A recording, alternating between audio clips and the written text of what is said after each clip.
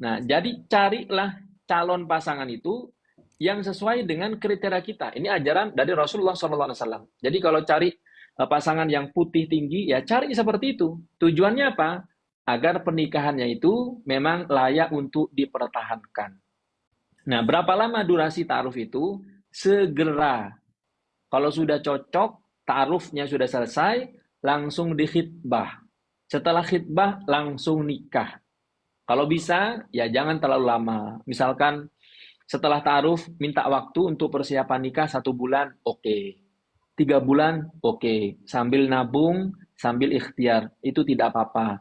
Yang tidak boleh, kalau ta'aruf, setelah itu khitbah, kosong sampai 1 tahun. Nah, hati-hati. Setelah khitbah, setan menggodanya lebih kencang. Kenapa? Ada perasaan sudah sama-sama memiliki, padahal belum sah secara agama. Jadi jangan mentang-mentang, oh kan sudah dikhitbah Ustadz, kan orang tuanya sama-sama kenal, sama-sama sudah setuju. Nah, akhirnya ada pembenaran ketika dua orang ini ingin melakukan maksiat. Ini bahayanya khitbah yang terlalu lama. Wallahu a'lam bishawab. Ustadz ini berulang kali belum kebaca. Sebentar. Ustadz tolong bahas soal talak tiga dan hukumnya. Apakah sudah ditalak tiga? Apakah masih bisa rujuk setelah 3 bulan? 3 bulan. Baik, Gimana, Ustadz? kalau saya pribadi sudah bikin VT-nya ya, teman-teman yang sempat nanti mampir, ada di situ pembahasan tentang talak satu, 2, dan 3. Pertama kita bahas singkat. Talak satu itu talak yang pertama kali diucapkan oleh suami. Ini talak satu. Misalkan nikah dari 2020 sampai 2024. Nggak pernah ucapkan talak sama sekali. Berarti belum pernah ditalak. Tapi kalau 2020 berantem, kemudian suami mengatakan, saya talak kamu. Itu talak satu. Setelah itu rujuk. 2021 berantem lagi. Dia katakan, saya talak kamu. Jatuh talak dua. Nah, teman-teman juga harus paham, setelah rujuk, jatah talak tidak kembali utuh. Jadi jatah talak itu terus berkurang meskipun sudah rujuk. Ini talak satu, talak dua, dan talak tiga. Yang boleh rujuk hanya talak satu dan talak dua. Kalau sudah talak tiga, tidak bisa rujuk lagi. Kecuali dengan 5 syarat. Ini disebutkan oleh Imam Abu Syuja dalam kitab At-Taqrib. Jadi, kalau sudah talak tiga, fa'in tolakaha salasan, kata beliau, kalau sudah talak tiga, maka tidak boleh dia menikah illa ba'da wujudi khamsi syara'id. Kecuali dengan adanya 5 syarat. Jadi teman-teman, misalkan suaminya pernah mengatakan talak tiga, atau pernah mentalak 3 kali, maka sudah tidak boleh serumah. Dan bisa kembali dengan 5 syarat. Syarat yang pertama, selesai masa iddah dari suami yang pertama. Syarat yang kedua, menikah dengan laki-laki yang baru. Syarat yang ketiga, berhubungan badan sampai penetrasi dengan suami yang baru. Syarat yang keempat, kalau tidak cocok, diceraikan. Setelah diceraikan, selesai masa iddahnya, 3 kali suci, 5 syarat sudah selesai, baru boleh nikah lagi dengan suami yang pertama. Nah, berat nih. Kalau talak tiga, berat. Harus ada pernikahan dengan laki-laki yang baru sampai berhubungan badan. Ini disebut dengan talak bain kubro. Wallahu a'lam bishawab. Sekarang ini banyak, Ustadz, dengan pergeseran atau peradaban yang sudah beralih ini, Ustadz. Banyak literasi terkait pernikahan ini minim, Ustadz. Banyak juga yang mudah banget bilang pisah itu mudah. Bahkan kalau bisa dibilang lebih dari tiga, lebih dari tujuh, makanya ada dibilang dari tujuh, talak tujuh itu, saking saking apa namanya, biasanya ngomong talak. Tapi dia sudah jadi kebiasaan, akhirnya sudah nggak ngelihat lagi aspek agamanya, Ustaz. Itu gimana, Ustaz? Ya, Dia sudah memang ulang kali nggak nalak tulus, nah, terus rujuk lagi, tengkar lagi, ngomong lagi, rujuk lagi, gitu terus, Ustaz. Itu gimana, Ustaz? Seperti itu hukumnya, Ustaz. Hari ya nggak ada rambu. memang penting ya sebelum menikah itu yang dipelajari bukan hanya fikih nikahnya. Kalau fikih nikah, insya Allah teman-teman juga sudah belajar. Tapi yang belum adalah fikih cerai. Kalau fikih nikah, ya dia sebatas tahu syarat dan rukun nikah itu apa. Misalkan ada wali, ada 2 orang saksi, ada mahar, ada siwat ijab kabul, itu rukun nikah. Kalau itu dilakukan, maka sah pernikahannya. Tapi yang belum dipelajari adalah fikih cerai. Kalau dia mengucapkan talak, itu jatuh talak 1. Rujuk, kemudian jatuh talak 2. Nah, itu yang jarang sekali dipelajari. Jadi sangat minim pengetahuan tentang fikih cerai. Kalau fikih nikah sudah banyak kajiannya. Nah, yang jarang sekali adalah fikih cerai. Hati-hati teman-teman ya. Hati-hati. Banyak sekali pasangan yang secara agama sudah seharusnya cerai, tapi masih tinggal serumah. Ya itu gimana? Hati-hati. Ya akhirnya nggak Berdosa. sadar saat nggak sadar bahkan mengalir seperti gitu-gitu aja. Nah, itu gimana Zat? Nggak kan? Berdosa. Berdosa. Berdosa. Seumur hidup dia melakukan hubungan badan, maka dia terhitung sebagai orang yang berdosa. Maka teman-teman hati-hati. Apa hukumnya menikahi mu'alaf? Boleh. Yang penting dia mau aja. Kalau mu'alafnya nggak mau ya jangan dipaksa. Kalau mu'alafnya mau, silahkan nikahi mu'alaf. Tapi saran saya pribadi teman-teman, kalau bisa cari yang sudah matang agamanya. Daripada capek-capek, bukan nggak boleh ya, capek-capek mengajarkan orang sholat, baca Al-Quran, belum tentu bisa. Belum tentu bisa. Tapi kalau ada pertimbangan lain, misalkan, saat mana yang lebih baik? Ada perempuan, muslim sejak lahir, sudah bisa baca Al-Quran, tapi nggak terlalu cantik. Ada mu'alaf yang harus kita ajarkan baca Quran, tapi cantik banget. Nah, mungkin ada pertimbangan yang lain. Jadi diperbolehkan. Menikahi mu'alaf itu diperbolehkan. Silakan, dipilih. Baik mu'alafnya masih gadis atau sudah janda, diperbolehkan. Ustadz, kalau istri bilang pulangkan ke rumah orang tua saja, itu apa termasuk talak, Ustadz? Misalkan ya, suami mengatakan atau istri mengatakan, pulangkan saja aku pada ibuku atau ayahku. Misalkan begitu ya. Apakah ini sudah termasuk talak? Ini disebut dengan lafal talak kinayah. Jadi lafal talak itu ada 2. Yang pertama sharih, jelas. Yang kedua kinayah atau kiasan. Yang sharih itu seperti suami mengatakan kepada istrinya, saya ceraikan kamu. Nah, kalau dia mengucapkan dengan kata cerai, niat atau tidak niat, serius atau bercanda, jatuh talak. Tapi kalau yang kedua, pulangkan saja aku ke rumah orang tuaku, dan sebagainya.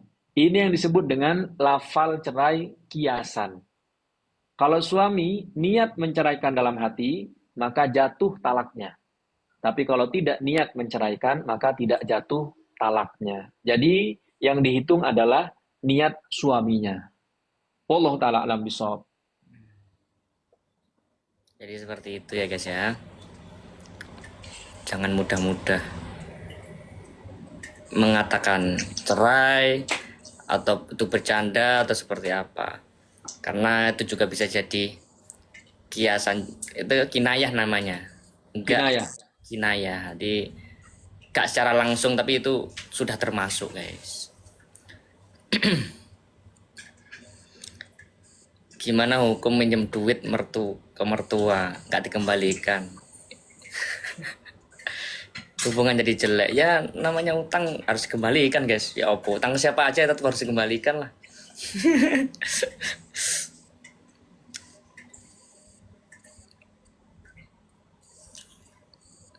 Mau tanya Ustadz, anak tinggal sama mantan suami, tapi yang nafkahi anak kakeknya, gimana tuh hukumnya Ustadz?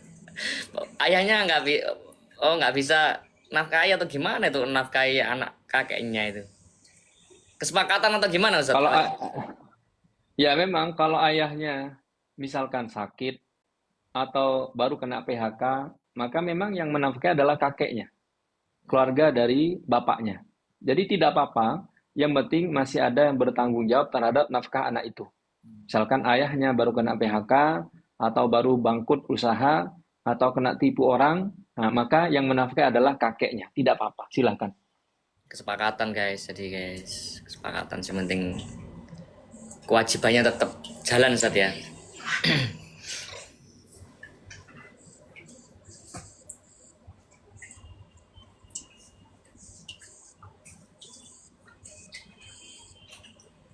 Banyak kenceng guys, ya Allah.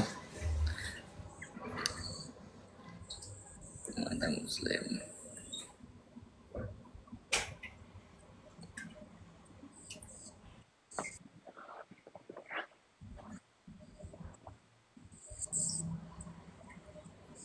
Ustadz, saya sudah pisah 4 tahun sama suami. Cuma statusnya gantung. Apa hukuman bagi saya, Ustadz? Ini cewek ini berarti ya? Nah, kalau sebelum pisah, suami pernah mengucapkan kata cerai, maka dihitung kata cerainya berapa kali. Misalkan, diceraikan 1 kali, berarti baru jatuh talak 1 kali. Setelah itu, pisah 4 tahun. Apakah masih bisa rujuk? Bisa rujuk, tapi harus akad ulang. Harus akad ulang. Akad ulang ini seperti apa? Ya suami datang lagi ke rumah calon mertuanya, dilamar lagi, kemudian siapkan walinya, hadirkan 2 orang saksi, sama ada mahar. Mahar Setelah harus, itu harus ada mahar. Seperti nikah ulang, seperti nikah baru. nikah baru harus ada Tapi mahar baru ya, Ustadz? ya itu namanya tajdidun nikah. Jadi pembaharuan dalam nikah. Jadi orangnya sama, tapi akadnya diulangi lagi. Itu namanya tajdidun nikah, itu diperbolehkan. Jadi teman-teman, kalau suami menceraikan istrinya, baik talak 1 atau talak 2, masa iddahnya habis, masa iddah habis. Misalkan begini, perceraian itu kan ada masa iddah. Masa iddah ini durasi masa tunggu.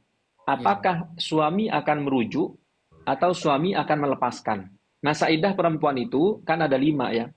Mungkin ada 6 dan sebagainya. Misalkan masa iddahnya normal 3 kali suci. Selama 3 kali suci ini, kalau tidak dirujuk sampai selesai masa iddah, maka perempuan punya 2 opsi. Opsi yang pertama, kembali kepada suami yang lama dengan akad baru, jadi akadnya diulang. Atau opsi yang kedua, istri menikah dengan suami yang baru. Ini banyak terjadi. Jadi tidak perlu nunggu talak 3 ya. Kalau sudah habis masa iddahnya, ibu mau nikah dengan laki-laki yang lain, itu diperbolehkan dalam agama kita. Itu namanya talak bain suro. Wallahu a'lam bishawab.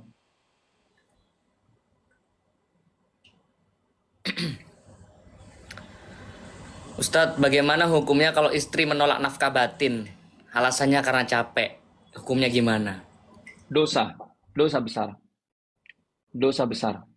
Itu yang dilaknat oleh malaikat. Jangankan dilaknat oleh malaikat, dilaknat oleh ulama saja, kita sudah khawatir. Laknat itu teman-teman, doa keburukan. Semoga celaka, semoga kamu begini. Nah, kalau yang melaknat ulama saja, kita sudah khawatir. Apalagi yang melaknat malaikat yang nggak punya dosa. Nah, pasti doa buruknya akan dikabulkan oleh Allah Subhanahu wa Ta'ala.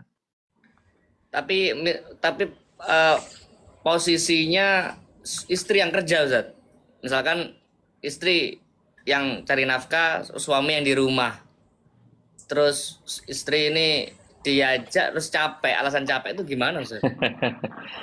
Jadi rumusnya begini, sekuat-kuatnya tulang rusuk tidak akan kuat jika dijadikan tulang punggung. Jadi tetap perempuan itu tugasnya di rumah, dia tulang rusuk. Kalau diganti jadi tulang punggung, suruh bekerja, dia akan capek.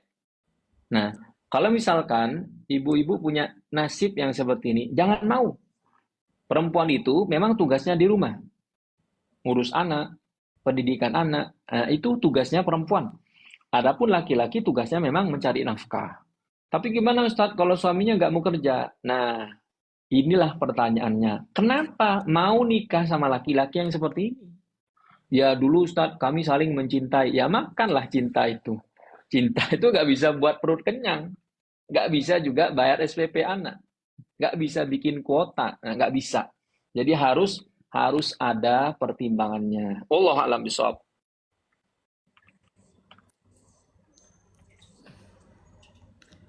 Ya hukumnya seperti itu, guys. Bukan Ustadz pro pro laki-laki kontra perempuan, enggak, guys. Ini memang hukumnya seperti itu, guys. Piye to yo? Kok memihak laki-laki terus katanya, Ustadz? Oh, Memang kalau kita baca referensinya, ini harus harus komprehensif ya. Memang kata Rasulullah, pernah Rasulullah itu